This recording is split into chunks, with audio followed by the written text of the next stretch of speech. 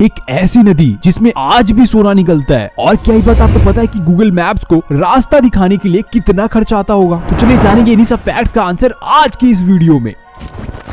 आपने कभी ना कभी तो गूगल मैप्स का यूज तो किया ही होगा। तो क्या कभी आपने ये बात सोची कि मैप में रास्ता देखने के लिए जिस टेक्नोलॉजी का यूज होता है उसमें कितना खर्च आता होगा? चलो मैं आपको बता ही देता हूँ। आपको हर दिन सैटेलाइट इमेजेस को सब तक पहुँचाने में लगभग $2 मिलियन का खर्च आता है और ये पूरा का पूरा खर्च यूएसए की गवर्नमेंट उठाती है।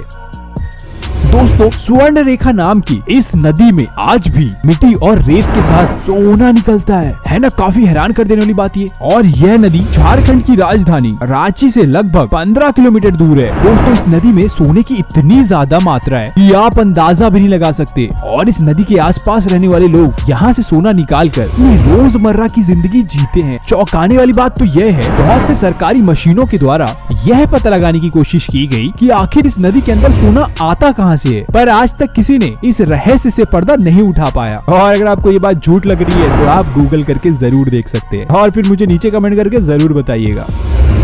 आप जरा सोचो कि अगर आपको कोई मारे और आपको दर्द का एहसास ही ना हो तो आपका जवाब होगा ऐसा हो ही नहीं सकता। लेकिन मैं आपको बता देता हूँ, ऐसा बिल्कुल भी हो सकता है। अगर आपको बॉर्न एनल गासिया नामक की बीमारी हो जाए। दरअसल इस बीमारी में किसी भी चोट का कोई दर्द ही नहीं होता, भले ही फिर कोई आपको गोली ही क्यों ना मार दे। तो क्या आप इस बीमारी के बारे में जानते थे? अगर नहीं जानते थे तो इस फैक्ट के लिए एक लाइक तो बनता है यार।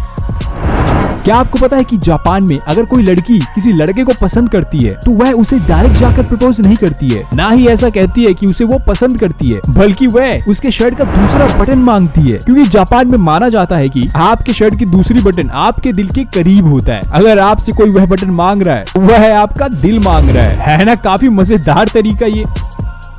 समुद्र की लहरें किसे नहीं पसंद होती हैं, लेकिन क्या आपको पता है समुद्र के नीचे भी एक समुद्र होता है? जी हाँ दोस्तों, धरती के 3300 किलोमीटर के नीचे एक समुद्र पाया जाता है जो कि दिखने में बिल्कुल नीली चट्टान की तरह होता है और यह धरती के ऊपर वाली समुद्र से लगभग 3 गुना बड़ा होता है ना? काफी इंटरेस्टिंग फैक्ट ये।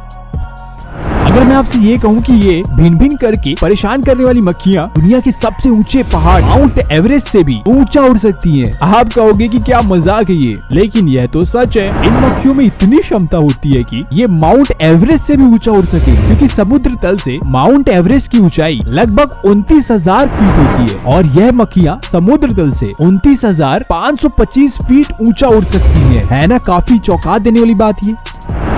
अगर आपकी शादी हो गई है तो आप हनीमून पर गए ही होंगे, और अगर नहीं हुई है तो आप हनीमून जरूर जाना चाहेंगे। लेकिन कभी आपने ये बात सोची कि आखिर ये हनीमून शब्द आया कहाँ से? दोस्तों, यह शब्द 4000 साल पुराना है और यह आया है बेबीलोन से, यानी कि जब हमारे देश में अंग्रेज भी नहीं आए थे तब से। तो क्या इसके बारे में आप जानते थे?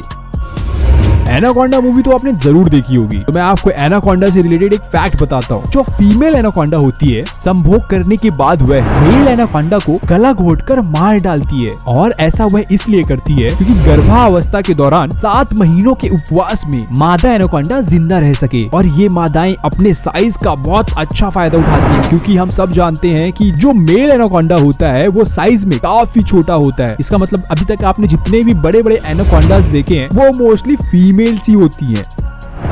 पूरी दुनिया में फेमस ताज होटल, जिसके मालिक जमशेद जी टाटा हैं, उन्होंने इस होटल को इसलिए बनाया था क्योंकि एक बार वह यूरोप गए थे और वहाँ पर खाना खाने के लिए एक होटल गए थे जिसके बाहर लिखा हुआ था कुत्तों और भारतीयों के लिए कोई जगह ही नहीं है। और उस वक्त उस होटल में जमशेद जी टाटा को एंट्री नहीं मिली थी। उसी वक्त उन्होंने ठान लिया था कि अब मैं इतना बड़ा होटल बनाऊंगा जो कि भारत में ही नहीं बल्कि पूरे दुनिया में मशहूर होगा। आज हम ताज होटल देख ही रहे हैं जो कि वर्ल्ड फेमस है।